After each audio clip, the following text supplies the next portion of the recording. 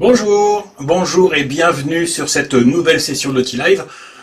Une session qui est dédiée à une petite merveille technologique qui s'appelle Oticon Own, qui est tout simplement ce que l'on a de meilleur comme technologie, mais dans une forme extrêmement petite. Aujourd'hui, on va parler intra. Alors, pourquoi choisir Oticon Own? Pourquoi choisir cette nouvelle gamme d'intra-auriculaires?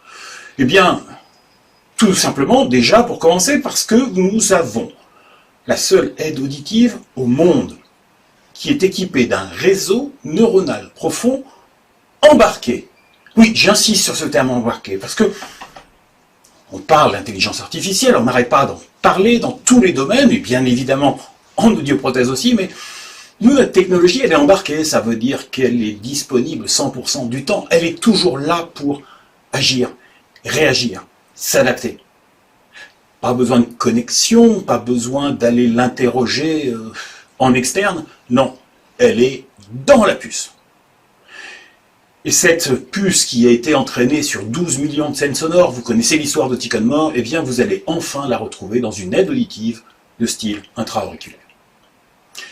C'est donc une technologie innovante pour une expérience sonore complète, totale.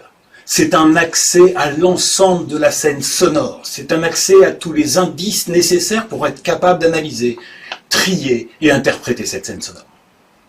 C'est une connectivité Bluetooth qui est existante dans des aides auditives intra-auriculaires. On va revenir dessus et vous allez voir que quel que soit le niveau de performance, eh bien vous aurez accès à cette connectivité.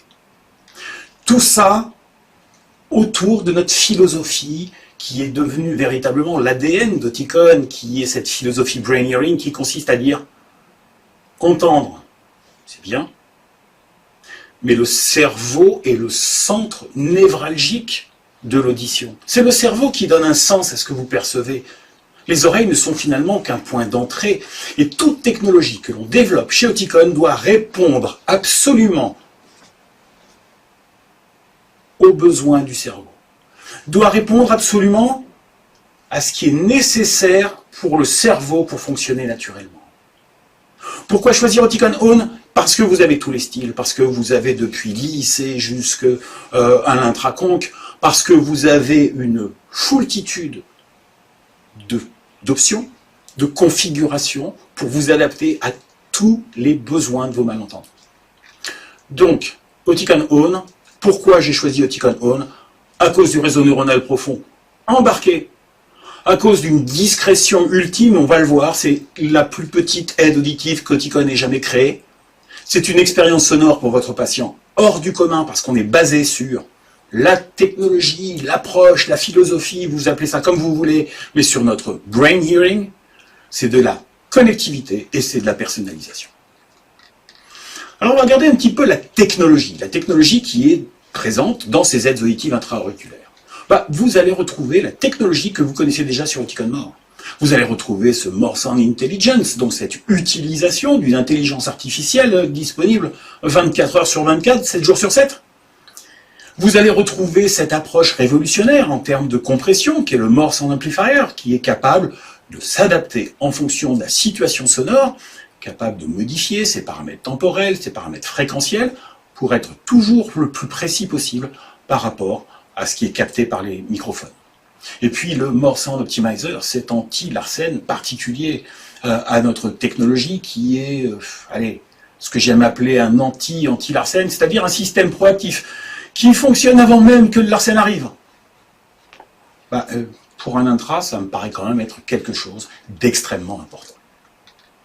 Alors ce More Sound Intelligence, donc cette technologie Oticon qui consiste à scanner l'environnement sonore, qui consiste à être capable de détecter les différentes sources sonores qui sont présentes autour de l'aide auditive, qui va s'appuyer sur un réseau neuronal profond pour débruiter, pour nettoyer la scène sonore, eh bien vous allez le retrouver dans les aides auditives Oticon Own. Mais on a deux versions. Vous avez la version double microphone. ITC, ITE, donc conque. Et là, vous avez deux microphones dans l'aide auditive, donc cela va fonctionner exactement de la même façon qu'un Oticon More. Mais si vous passez sur un appareil qui n'a qu'un seul microphone, Eh bien, on va tout simplement utiliser les capacités naturelles de l'oreille, par l'intermédiaire du pavillon, eh bien, pour capter l'environnement sonore, pour traiter l'environnement sonore. Donc, on va se baser ici sur eh bien, une approche 100% naturelle, celle que vous offre votre oreille et votre pavillon d'oreille. Donc, il n'y aura pas le Virtual Outer Ear. Vous savez, ce système qui permet de reproduire l'effet pavillonnaire. Ben non, vous n'avez même pas besoin de choisir quel effet pavillon vous voulez, puisque vous allez utiliser celui qu'a toujours utilisé votre malentendant. Et puis, en ce qui concerne le Sound Enhancer, donc cette amélioration sur les sources sonores composées de paroles par rapport aux sources sonores composées de bruit, eh bien, encore une fois, on se base sur les capacités naturelles de votre oreille à le faire. En ce qui concerne le Morse Sound Amplifier, rien de changé. En fonction de la situation, eh bien, on va s'adapter sur un plan temporel, on va accélérer notre analyse ou la ralentir. Et puis de l'autre côté, on va travailler sur le domaine fréquentiel, à savoir qu'on va multiplier le nombre d'analyses lorsque la situation devient un petit peu plus complexe, pour s'adapter, pour encadrer au mieux les différents bruits que l'on devra traiter séparément des sources de parole. Morse Sound Optimizer. Alors je vous ai dit tout à l'heure, moi j'aime bien appeler ça un anti-Larsen. Une technologie classique, conventionnelle, celle que Oticon utilise depuis de nombreuses années et qu'on va continuer à utiliser, on va dire, en deuxième lame, en deuxième couteau, eh bien cette technologie traditionnelle de l'anti-Larsen, c'est on attend que le Larsen soit mis en place, on attend que le Larsen soit là pour dire « Oh, attention !» Larsen, alors, opposition de phase pour enlever le sifflement, et puis éventuellement un petit peu de décalage fréquentiel pour casser la boucle de Larsen, et puis peut-être au niveau du gain, il faut que je fasse quelque chose pour m'ajuster. Donc finalement, c'est des technologies extrêmement efficaces, mais qui vont introduire de la distorsion. Chez Oticon, on a un système qui s'appelle l'Open Sound Optimizer. C'est quoi? Ce sont des détecteurs qui vont prévenir le système avant que le Larsen se soit installé. Donc avant que le moindre sifflement ou la moindre distorsion qui est apportée par le Larsen ne se produise. Et donc on va casser la boucle de Larsen dès ses premiers instants. Et là où une aide auditive traditionnelle va peut-être mettre une seconde et demie, parce qu'il faut que le Larsen s'installe, et qu'on le détecte, et qu'on le traite, eh bien nous, en seulement 60 millisecondes, j'ai dit 60 millisecondes, c'est-à-dire 0,06 secondes, eh bien on va être capable de casser la boucle de Larsen.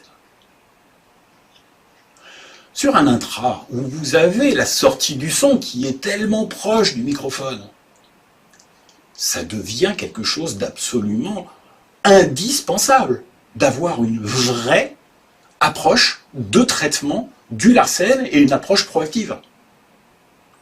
Et vous allez voir tout à l'heure, ça nous permet même d'augmenter, ça nous permet d'élargir notre plage d'application de nos produits. Alors je pourrais vous reparler de toutes ces technologies qui sont présentes dans nos aides auditives, encore une fois, depuis More, et puis pour certaines, depuis d'autres plateformes précédentes, le Spatial Sound, cet équilibrage des informations permettant une meilleure localisation, une meilleure extraction des sources sonores qui nous entourent, l'abaissement fréquentiel, Speech Rescue, qui lui aussi est une technologie brain hearing dans le sens où, je vous le rappelle, il n'y a pas d'accoutumance sur cet abaissement fréquentiel, ça marche ou ça ne marche pas. Pas besoin de dire à votre patient, on va l'essayer puis on verra dans 6 mois si ça va mieux. Non, c'est tout de suite ça marche ou jamais ça marche. Le Soft Speech Booster, l'amplification des voix faibles, des voix distantes, super intéressante ces derniers temps, avec le port du masque.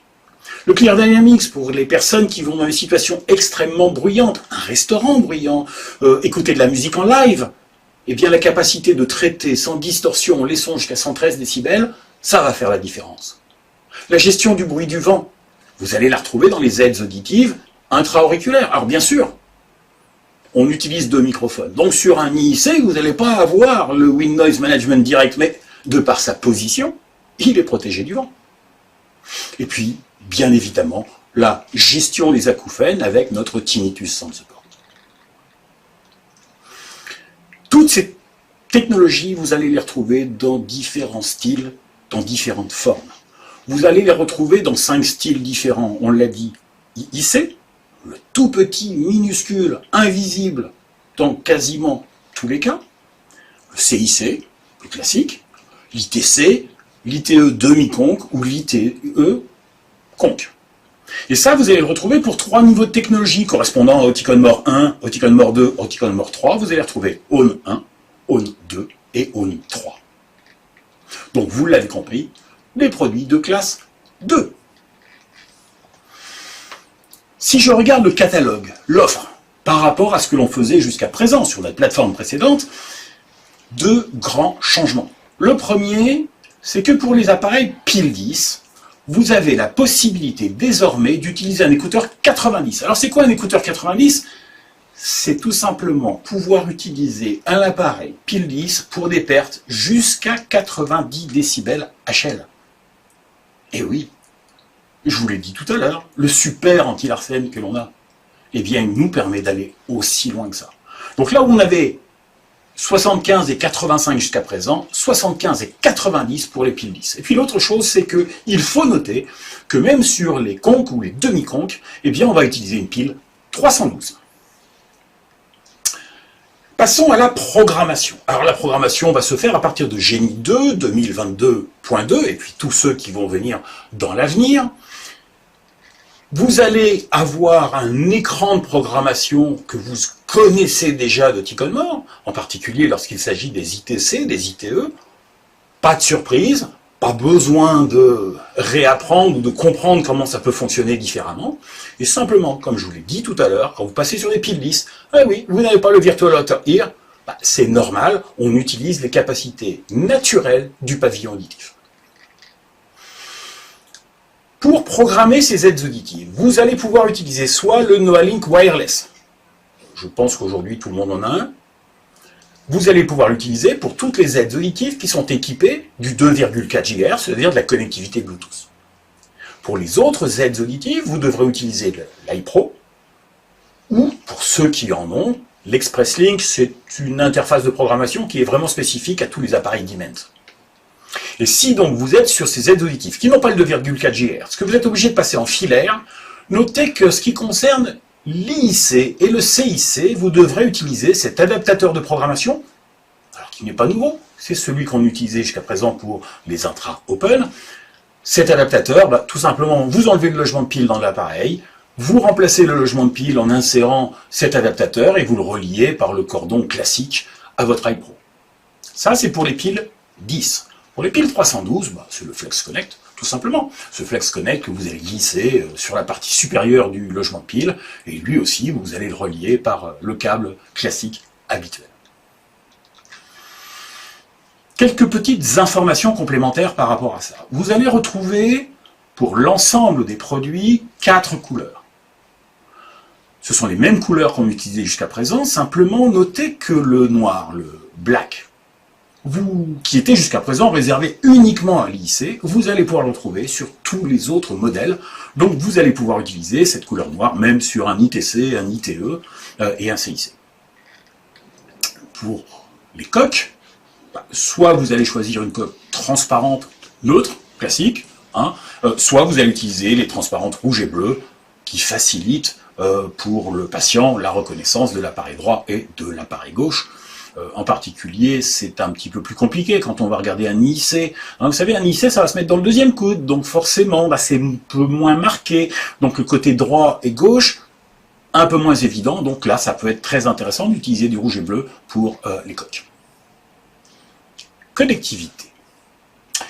Dans les appareils Oticon One, sur lesquels vous allez retrouver le 2,4 GHz, vous aurez la possibilité d'utiliser ce protocole Bluetooth délivré par Apple, qui est le protocole Apple LEA2, qui consiste à pouvoir utiliser les microphones des aides auditives pour capter ma voix et l'envoyer vers le téléphone lorsque je suis en conversation téléphonique. Et bien notez qu'à partir de maintenant, sur les aides auditives Oticon One, sur toutes celles que nous allons produire, qui ont le 2,4 GHz et sur lesquelles vous avez mis un petit bouton poussoir, je reçois un appel, j'appuie sur le bouton, et je discute. Plus besoin de sortir le téléphone de la poche, plus besoin d'avoir le téléphone pour décrocher. J'appuie, je décroche, j'ai ma conversation, ma voix est captée par mes aides auditives qui renvoient le son vers le téléphone. Je suis en 100% main libre. Si à un moment donné j'ai besoin de raccrocher, j'appuie, je raccroche. Ça c'est disponible sur Oticon Home. Et désormais, vous l'avez aussi sur Oticon More, à condition, et on le verra tout à l'heure, de faire une mise à jour du firmware de l'aide auditive pour les aides auditives que vous aviez déjà délivrées. Bien évidemment, depuis quelque temps, toutes les aides auditives que vous recevez ont le nouveau firmware et par conséquent ont déjà cette fonctionnalité. Ça, c'était pour les aides auditives qui ont du 2,4 GHz. Et certains vont dire, ouais, ok, Eric, c'est très bien, mais moi, la connectivité, c'est quelque chose qui est important. Mes patients me demandent de la connectivité, me demandent de pouvoir faire comme un normo-entendant. Eh bien, moi, je vais vous proposer l'IIC. L'IIC, on le verra tout à l'heure dans une étude, on est invisible pour 9 patients sur 10.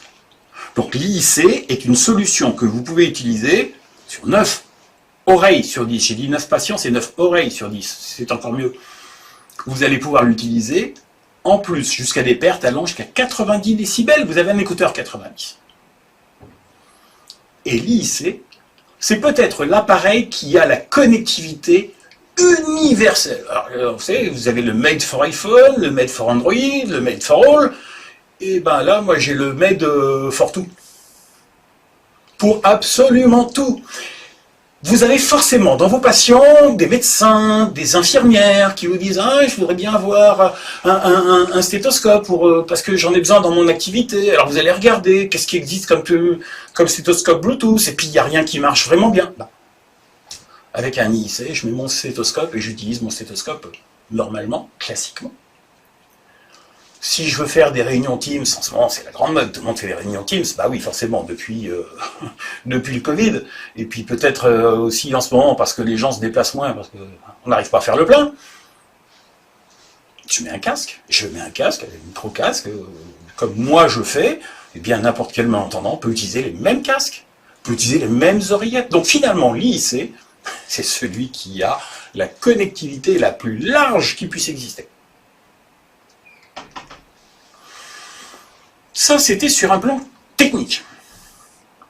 Mais on est passé d'une technologie Oticon More qu'on vous a vantée dans tous les sens, en termes d'efficacité, en termes de témoignages qu'on peut recevoir, mais également, on vous a proposé un certain nombre d'études cliniques. Mais scientifiquement parlant, si j'ai fait ces études sur une aide auditive de type RIT ou BTE, même si j'utilise la même technologie, je dois refaire des études pour valider le fait que quand je suis passé en intra, j'ai toujours les mêmes avantages. Eh bien, c'est ce qu'on va regarder maintenant. Premièrement, on va s'intéresser à la clarté de la parole dans le bruit. Oui, vos malentendants, ce qu'ils cherchent avant tout, c'est d'arriver à comprendre dans le bruit, je suis désolé. Eh bien, on va regarder ce qui se passe. Alors, on va prendre un setup tout à fait classique. J'ai de la parole en face. J'ai du bruit derrière. Ce bruit est émis avec un rapport signal-bruit qui va de -5 à +10. Et on va mesurer sur un HAT. Un HAT, c'est un KEMAR, tout simplement. Hein, la différence par rapport à un KEMAR, c'est qu'il y a le torse. On va mesurer sur un HAT quelle est l'émergence de la parole après traitement par Oticon Home. Pour ça, on va se baser sur... On va mesurer sur la technologie à double micro et on va comparer ce qui s'est passé sur le More Sound Intelligence comparé à l'Open Sound Navigator sur les intras précédents. Donc on se base sur une perte classique, conventionnelle, celle que vous rencontrez pratiquement tous les jours. On va utiliser une méthodologie NAL-NL2, comme ça on a une méthodologie générique, etc. Puis on ne va pas mettre de venting. Pourquoi on ne met pas de venting? Tout simplement pour être sûr que toutes les fabrications vont avoir la même acoustique. Et puis on va regarder ce qui se passe. Et si je compare Oticon On à Oticon Open, donc le modèle précédent, vous pouvez voir que quel que soit le rapport signal-bruit, qu'on soit dans une situation très simple, on avait un rapport signal-bruit de +10 décibels, ou très complexe, on avait un rapport signal-bruit négatif, eh bien dans toutes ces situations, vous avez une amélioration notable lorsque vous passez d'Open à On. Mais ce qui est très intéressant, c'est quand vous regardez dans les situations les plus complexes, les plus difficiles, l'amélioration du rapport signal-bruit est de plus de 2 décibels. C'est-à-dire c'est 25% d'émergence, de clarté supplémentaire de la parole dans le bruit. Donc, là où, jusqu'à présent, on disait l'intra, ça marche bien, mais dans des situations moyennes, quand on va aller sur des situations plus complexes, le fait de n'avoir qu'un seul micro, que l'on ne puisse pas traiter l'environnement, c'est moins bien. Ici, je vous démontre que lorsque vous allez utiliser une aide auditive de type intra-auriculaire, vous pouvez, même dans les situations les plus complexes, obtenir une émergence importante de la parole. Mais cette émergence, elle est juste là pour nous dire, ok, le son, il a émergé, le son, il est ressorti de l'environnement sonore. Mais ça ne me dit pas quelle va être l'efficacité de cette émergence. Si l'émergence se fait sur un 250 Hz, qu'est-ce que ça vous apporte en termes d'intelligibilité? Donc il faut relier cette émergence à l'importance des différentes fréquences pour la compréhension de la parole. Et donc c'est le but de cette deuxième partie de l'étude, c'est de calculer par rapport à l'index d'articulation, par rapport à l'importance des différentes fréquences pour l'intelligibilité. Et vous voyez que là aussi, que vous soyez dans des situations complexes ou dans des situations très complexes, il y a une émergence importante, c'est ce qu'on a vu juste avant avec ces 25%, mais surtout que cette émergence, elle concerne essentiellement des fréquences importante pour l'intelligibilité, puisque là c'est 32% d'indices acoustiques, de signaux vocaux, appelez ça comme vous voulez, c'est 32% d'informations de plus qui vont ressortir du bruit, et qui vont donc améliorer de manière significative, quand vous avez 32% d'augmentation des informations, vous avez une intelligibilité qui est supérieure. Vous savez, très souvent chez nous, on dit que l'intelligibilité, c'est bien, c'est l'objectif, mais que cette intelligibilité ne doit pas se faire au détriment du travail du cerveau en termes de fatigue. Parce que je peux obtenir 100% d'intelligibilité, parce que je suis hyper concentré, parce que j'écoute et je me concentre énormément, mais dans la vraie vie, je ne suis pas en train d'essayer de comprendre pendant 15 secondes, et puis après, ça y est, c'est fini. Dans la vraie vie, l'effort d'écoute, la quantité d'énergie que je mets tout au long de la journée, c'est quelque chose d'important. Eh bien, avec Oticon One, on a testé 13 adultes expérimentés sur des pertes qui vont aller entre la perte légère et la perte modérée, bien évidemment, neurosensorielle bilatérale, ça c'est le truc classique. On les a remis dans un setup comparable à celui que je vous ai présenté tout à l'heure. On a envoyé des phrases dans le bruit, ils ont répété, donc on a noté quelle était l'intelligibilité, mais en même temps, vous savez, on a utilisé ce système qu'on utilise très largement, non seulement chez Oticon, mais dans toute l'industrie. Aujourd'hui, la pupillométrie est en train d'émerger, donc on va mesurer quelle est la dilatation de la pupille, parce que plus je suis concentré, plus je dépense d'énergie, plus je suis dans un effort, et plus ma pupille va se dilater. Eh bien, avec Oticon One, on a noté, par rapport à technologie traditionnelle, c'est-à-dire qu'ils n'utilisent pas cette intelligence artificielle embarquée, cette intelligence artificielle continue, eh bien, on a noté que l'effort d'écoute était réduit de 30%. Donc, non seulement les signaux émergent plus, mais en plus, ce sont des signaux qui sont intéressants, qui sont importants. Donc, j'ai plus de clarté de la parole, j'ai plus d'émergence des signaux utiles. Et en plus, ça me réduit l'effort d'écoute, donc je peux rester actif, je peux rester performant plus longtemps. Donc, notez bien, c'est 30% de réduction de l'effort d'écoute. Autre test que l'on a fait, c'est l'anti-Larsen, parce que oui, je vous ai vanté les mérites de notre système anti-Larsen proactif qui agit avant même que le Larsen n'ait eu le temps de penser à exister. On l'a mesuré, on a mesuré cette performance. Pour ça, on a utilisé des aides auditives de 3 fabricants différents, y compris Oticon More. On a mis sur une perte auditive, regardez, une perte auditive qui va jusqu'à 80 décibels quand même, sur les hautes fréquences. Donc là, vous avez toute la possibilité de faire siffler. On utilise la méthodologie DSL. Pourquoi DSL? Parce que c'est celle qui, sur ce type de perte-là, nous donne le plus de gains, donc nous offre le plus de risques de Larsen. Pas de venting, oui.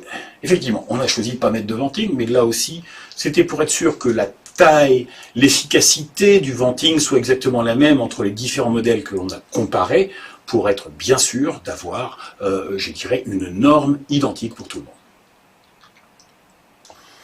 Toutes les aides auditives ont été testées avec le Verifit 2 de l'Audioscan, notre star en termes de chaîne de mesure, et on a effectivement mesuré que on avait bien mis exactement le même gain pour toutes les aides auditives, que elles étaient toutes sur un pied d'égalité en termes de gain. Et ce que l'on a fait, c'est qu'on a testé premièrement ce qu'on appelle un larcène non provoqué. J'ai mis l'appareil, je bouge pas, je regarde si ça siffle. Et puis un larcène provoqué. Oui, on a approché la main. Hein, on a fait ça pour essayer de voir si l'appareil va se mettre à siffler. Eh bien, lorsque je compare les deux concurrents avec Oticon One, voici ce que j'obtiens. Alors, je vais vous expliquer un petit peu comment on lit cette courbe. Si vous prenez la courbe du milieu, celle qui est dans un bleu foncé, qui correspond au concurrent 2, en fait, vous avez ici la courbe de réponse de l'appareil, c'est-à-dire ce qu'il délivre comme son, lorsqu'il est dans cette situation provoquée, donc je vous rappelle qu'on est dans le calme, il n'y a pas de bruit autour, et puis j'approche la main. Et qu'est-ce qui se passe? Vous voyez qu'il y a ce pic là qui va monter, allez, aux alentours des 2008, presque 3000. Donc ça, c'est typiquement le larcène. Donc je peux vous dire que quand on va faire ça sur cette aide auditive là, vous allez avoir un sifflement un petit peu en dessous de 3 kHz, et d'une intensité non négligeable, hein, regardez, hein, on monte carrément à 50 et quelques décibels. Si je prends le concurrent numéro 1, celui qui est en bleu clair, vous voyez que cette courbe, elle est relativement large, elle est relativement haute. Ça veut dire quoi? Ça veut dire que le fait d'avoir approché ici n'a pas juste déclenché un larcène sur le 3 kHz, mais elle a déclenché un larcène sur pratiquement toute la bande de 1500 à 6 ou 7000 Hz. Et là aussi, avec une énergie relativement importante. Mais vous voyez que sur Oticon One, il n'y a pas de pic de résonance. Il n'y a pas de larcène qui a été déclenché. Vous avez une courbe qui est parfaitement stable, qui correspond au bruit de fond de la pièce. Et donc, vous voyez que cette courbe qui est parfaitement plate. Donc, ça veut dire tout simplement que lorsque j'ai utilisé le concurrent 2, j'ai fait ça, ça m'a fait un petit sifflement. Le concurrent 1, quand j'ai fait ça, ça m'a fait un gros sifflement bien large en termes de bande passante. Puis quand j'ai fait Oticon On, il ne s'est rien passé. Voilà ce que ça veut dire. Donc la conclusion de toutes ces études, c'est que Oticon On va surpasser la concurrence en termes de anti-larcène. Oticon On va vous apporter une intelligibilité inégalable sans larcène. Et c'est tout ce qu'on demande à un intra. Un intra, on lui demande quoi? On lui demande d'être confortable, bien évidemment, et ça je peux vous en parler. On a modifié tout notre process de fabrication et de conception de nos aides auditives afin de pouvoir vous garantir une qualité standard générale, c'est-à-dire constante. Un intra, on lui demande finalement de pas siffler. Oui, parce que à chaque fois qu'on fait de l'intra, on est un petit peu, on se dit, voilà, qu'est-ce qui va se passer au niveau du larcène? Aujourd'hui, je vous propose de pouvoir utiliser des appareils sans que ça siffle. Je veux pas juste apparier des toutes petites pertes à 20 dB, je veux que beaucoup de mes patients puissent l'utiliser. Je vous ai montré, on peut aller jusqu'à des pertes à 90 décibels. Et puis il y a la troisième chose, c'est que si j'ai choisi un intra, c'est parce que je veux quelque chose qui soit invisible. Je veux quelque chose qui soit complètement discret. C'est ça que j'ai proposé à mon malentendant. Eh bien, comme je vous l'ai dit tout à l'heure, Oticon On est invisible sur 9 oreilles sur 10. Donc, quand un patient rentre chez vous, vous avez plus de 9 chances sur 10 de pouvoir lui proposer une solution invisible, efficace. Et je vous le rappelle, si c'est un IC avec une connectivité la plus large que vous puissiez imaginer. Donc en conclusion de ces études, c'est plus de clarté de la parole, meilleure émergence de la parole en milieu bruyant, mais surtout en milieu très bruyant. C'est une réduction de l'effort d'écoute, super importante. C'est cliniquement une robustesse importante en termes d'anti-larcène, et puis c'est une discrétion. Dans tous nos tests, Oticon On a été préféré par 9 patients sur 10. Donc voilà, j'arrive à la conclusion. Et donc on va faire un petit rappel de ce que l'on a dit. Oticon Own, pourquoi? Réseau neuronal profond embarqué. Discrétion incroyable. Expérience sonore complète. Accès à l'ensemble de ce qui se passe autour de moi, mais on l'a vu par les études cliniques. C'est pas parce que je perçois plus de choses que je comprends moins bien. Non, ça c'est l'ancien temps. Aujourd'hui, les aides auditives, elles vous donnent plus de son, plus de précision, plus de performance. Tout ça parce que nous avons notre approche brain hearing. Tout ça parce que nous utilisons comme objectif final le cerveau. La connectivité 2,4 GHz ou la connectivité universelle de l'IIC, la personnalisation au maximum. C'est aujourd'hui ce qui se fait de mieux en technologie, mais en plus petit. Et c'est ça Oticon Own. Voilà, j'arrive à la fin de cette présentation, et ce que l'on va faire, tout simplement, on va regarder, je vais sortir mon petit téléphone, et puis on va regarder quelles sont les questions, et je vais répondre à vos questions. Alors, est-ce que j'ai des questions? Oui, j'ai des questions. Alors, je pense que c'est Jean-Marc. Bonjour Eric, est-ce que l'autonomie en pile 10 est préservée ou améliorée? Peut-on programmer avec un Neuralink ou uniquement avec le iPro? Alors, Speedlink, non, c'est... tout ce qui est pile 10, ça sera forcément filaire. Soit avec le iPro, soit avec l'ExpressLink, c'est encore une fois une interface qui vient de chez nous. Et je le rappelle, vous avez un adaptateur pour le CIC et l'IIC, pour les piles 10, et pour les quelques modèles que vous aurez fait en pile 312 sur lesquels vous n'aurez pas mis 2,4 GHz, ce qui est dommage parce que quand on voit l'utilisation, enfin la place que prend l'utilisation des deux microphones, vous avez largement la place de mettre l'antenne en 2,4 GHz. Mais si vous avez décidé de ne pas le faire, vous allez utiliser le Flex Connect. Noémie, ah oui, pardon, j'ai pas répondu sur l'autonomie.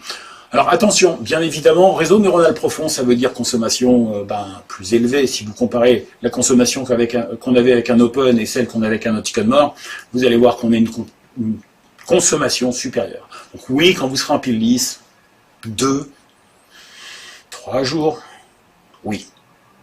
Mais vous recherchez avant tout de la discrétion, une toute petite pile. Sur les ITE, vous passez en pile 312, mais vous restez sur une consommation plus raisonnable. Alors Noémie, bonjour. Qu'en est-il des problèmes récurrents de tenue dans l'oreille et de fiabilité des microphones rapportés? Merci Noémie. Effectivement, j'ai oublié de mettre dans ma présentation une petite partie sur notre nouveau système de protection microphonique. La protection microphonique, elle sert essentiellement, à empêcher les poussières de venir se mettre à l'intérieur du micro. Et c'est vrai que sur ces produits-là, quand on veut mettre, on appuie sur l'appareil pour bien l'enfoncer, en particulier sur l'IIC, et forcément on va mettre le doigt à l'endroit où il y a le micro. Donc on va bien tasser tout ce qui est poussière, tout ce qui est saleté, on va bien le pousser dans le microphone. Donc du coup, qu'est-ce qu'on va faire? Eh bien, on va utiliser ce petit T-cap, ce petit système de protection du microphone, pour que au moins la saleté reste en surface et qu'on puisse l'enlever facilement parce que c'est pas tombé dans le fond du microphone. Et on avait un système, donc T-cap, jusqu'à présent, qui avait un défaut, c'est qu'il avait tendance à sauter très facilement. Depuis la semaine dernière, je crois, tous les modèles que l'on fabrique, Oticon Own, vont être équipés d'un nouveau T-cap, dont on a amélioré la rétention, qui va donc être, on va dire, qui va sauter moins facilement, qui va rester à l'intérieur du microphone, mais qui va se boucher. Ah oui, mais s'il se bouge, tant mieux, c'est qu'il a fait son boulot. La saleté n'est pas tombée tout à fait au fond. Donc oui, on a amélioré notre protection anti-microphone. Vous pouvez commander chez nous ces nouveaux T-cap, par exemple, pour les utiliser sur des produits qui sont déjà en circulation sur les patients, sur des produits open. Mais tous les Oticon Own qui vont arriver sont sur ce modèle-là. Sarah me demande si on peut utiliser le Neuralink filaire pour connecter les intras. Non, Sarah, uniquement le iPro pour du filaire ou l'Express Fit, mais l'Express Link, mais vous ne l'avez pas forcément. Est-ce que j'ai d'autres questions? Alors, je vois Sarah, je vois Jean-Michel, je vois Noémie. Non, a priori, j'ai pas d'autres questions. Alors, n'hésitez pas, on est en direct. J'ai vos questions sur mon téléphone, donc si vous avez une question là qui vient tout de suite en tête, n'hésitez pas. Vous avez sûrement vu passer un lien récemment parce que vous allez être invité à une nouvelle série d'Oti Live pour, allez, on va dire courant novembre, hein, dans un mois. Oui, parce qu'on a d'autres produits à vous proposer, on a d'autres petites surprises à vous apporter avant la fin de l'année. Donc n'hésitez pas, allez vous inscrire déjà pour les prochains Oti Live. Allez, dernière petite vérification en ce qui concerne les questions. Je n'ai pas de nouvelles questions. Donc il me reste une chose à faire. Vous souhaitez une très belle journée. Vous souhaitez de pouvoir faire le plein. Mais quand je dis pouvoir faire le plein, c'est plein d'empreintes pour nous commander plein d'Oticon On. Bonne journée, à bientôt. Au revoir.